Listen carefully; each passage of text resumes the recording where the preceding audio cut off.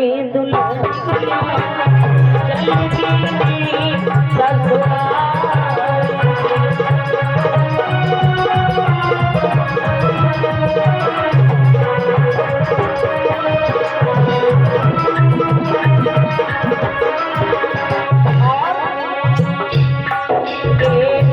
मंडप करो खुशी सब नर नारी, देवयानी को छोड़ के जाए परिवारी। पहली जो शरीर की सगी चौथी गान लगी सुकमा बन के दुल्हनिया चलती ससुराल।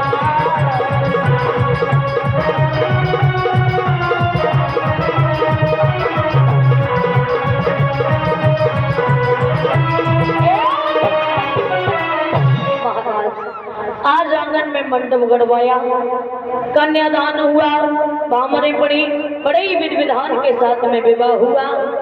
और जब विदाई का नंबर आया, सहेलियों ने बड़ी सुंदर तरीका से समझाया, बहन ससुराल जा रही हो, ध्यान रखना, सास ससुर की सेवा करना, अपने पति की सेवा करना, अपने घर की तरह अपने ससुराल को समझना। पहले जब बेटियों की विदाई होती थी तो माता पिता यही समझाते थे, लेकिन आजकल की बेटियों की विदाई होती तो अम्मा काती लल्ली तो से कोई लड़े तेरी सास तो ते कचुक गए फोन कर दिए 100 नंबर बुलाए दी, तेरे पापा ताऊ को भेजी लली पंचायत बैठा रहे तलाक दे पाई तो तलाक। एक बात बताए महाराज,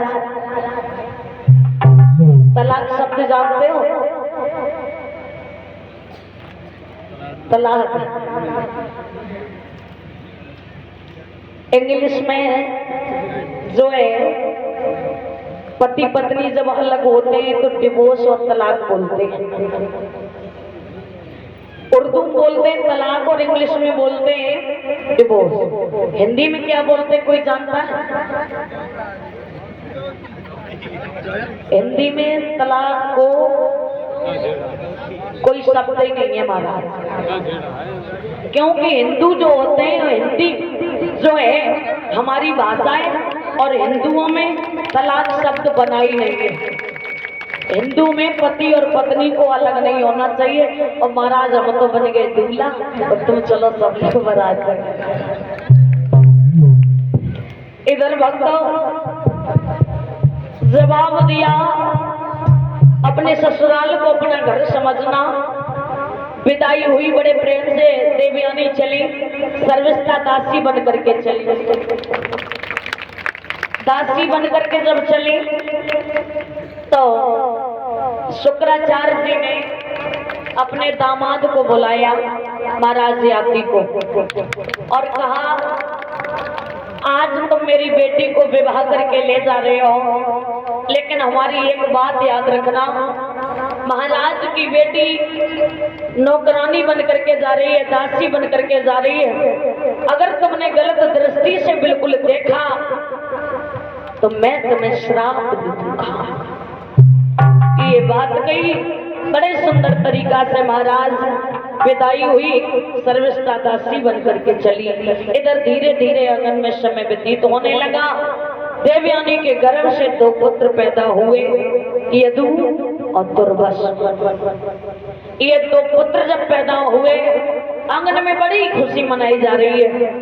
एक दिन महाराज यात्री घोड़े पर सवार होकर के शिकार खेलने के लिए गए, और इसी बीच में श्रीमान हमारे सुमेंद्र भैया जी, उनकी धर्मपत्नी ज्योति देवी एक सहरा से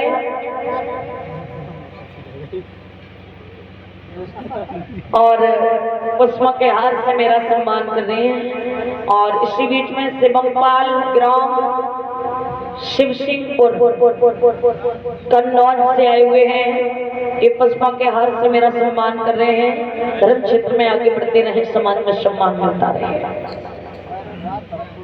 हमारे समस्त मंडल का भी सम्मान किया है, दिन दूनी रात चौगुनी होती रहे।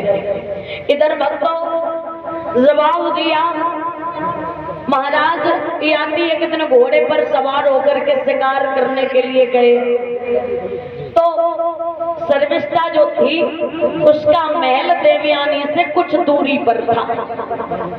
तो जब शिकार खेलने के लिए गए और शर्मिष्ठा ने एक दिन महाराज याती को देख लिया तो घोड़े पर सवार होकर के जा रहे थे, बड़े सुंदर लग रहे थे महाराज।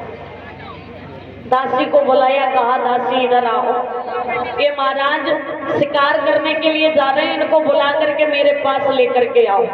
बोली ठीक है। दासी ने महाराज को बुलाया तो शर्मिष्ठा ने दोनों हाथ जोड़े और जवाब दिया, महाराज हमें आपसे एक प्रश्न पूछना है। बोले पूछिए। प्रश्न ये है कि दूल्हा जब बारात लेकर के जाता है महाराज परीक्षित, तो ससुराल से जो दहेज में चीज मिलती है, जो भी सामान मिलता है, उस पर अधिकार किसका होता है? तुम बारात लेके गए थे? नहीं गए? लंबे नहीं निकल रही का महाराज जवाब दिया, ये बताइए कि जब दूल्हा बारात लेकर के जाता है तो जब वहां से जो दहेज मिलता है उस पर अधिकार किसका होता है? तो महाराज यात्री ने एक मिनट भी नहीं सोचा, बोले दूल्हे का होता। तो बोली महाराज यही तो तुमसे पूछना है कि तुम्हारे ससुराल में जो भी मिला तुम्हारा अधिकार हो गया, लेकिन तुम्हारी ससुराल से दहेज के रूप में मैं भी तो आई हूँ, तो हमारे ऊपर अधिकार किसका हुआ? बोले हमारा। अपनी बात से निकल जाना सबसे बड़ी जीत हुआ करती है। अपनी बात से निकल जाना सबसे बड़ी जीत हुआ करती है और अपनी ही बात में फंस जाना सबसे बड़ी हार हुआ करती है।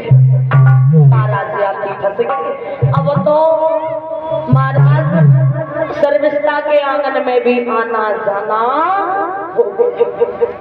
अब जब आना जाना हो गया तो शर्मिष्ठा के गर्भ से भी 3 पुत्र पैदा हुए, दुरहु, अनु, पुरहु, 3 पुत्र पैदा हुए। अब तो भैया बड़े प्रेम से समय व्यतीत हो रहा है, लेकिन एक दिन महाराज यात्री बड़ी रानी देवयानी के कक्ष में भोजन कर रहे थे महाराज। तो बच्चे जो थे यदु और दुर्वश, ये बड़ा उदम मचा रहे थे और बच्चों का स्वभाव होता है उदम मचाने का। तो महाराज यात्री के मुख से निकल गया, ये देवयानी तुम्हारे 2 पुत्र ही इतना उदम मचाते, वहां देखो शर्मिष्ठा के 3 पुत्र ही बिल्कुल उदम नहीं मचाते। अब देवयानी बोली, ये बताओ महाराज उसकी तो शादी भी नहीं हुई, फिर उसके 3 पुत्र कहां से आ गए? अब महाराज का सर जो था नीचे झुक गया, समझ गई मेरे पिताजी ने तुम्हें समझाया था लेकिन तुम नहीं माने, इसका मतलब है कि तुम हमारी दासी के पास जाते हो। और अपने दोनों पुत्रों को गोद में लिया,